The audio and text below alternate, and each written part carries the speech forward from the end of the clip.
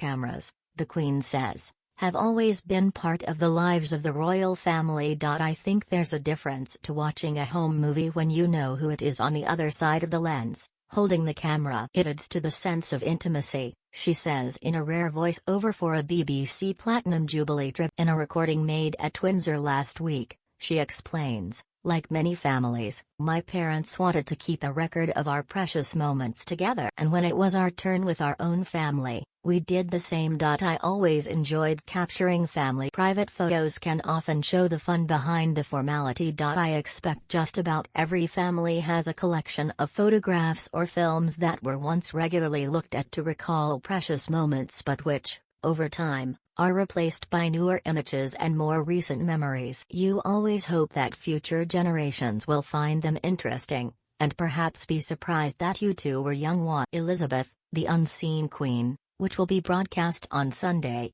includes highlights from more than 400 hours of the royal family's private home movie. These are woven together with a voiceover comprised of extracts from more than 60 of the Queen's own speeches from 1940 to 2021, allowing the monarch, uniquely, to be the narrator of her own. The last-minute edit also includes the contribution made by the Queen herself little over a week ago, highlighting just how much of a personal project it has. The 75-minute program covers the 96-year-old monarch's life from birth up to the moment just before her coronation in 1953, and it reveals a warm, loving and playful family, showing the Queen for the first time in joyously unguarded moments, particularly with her adored late parents, King George VI and the Queen Mother, as well as her sister, Princess Margaret. It shows just how close we four, as the late king used to refer to his family. The film also captures her privately for the first time with her grandfather,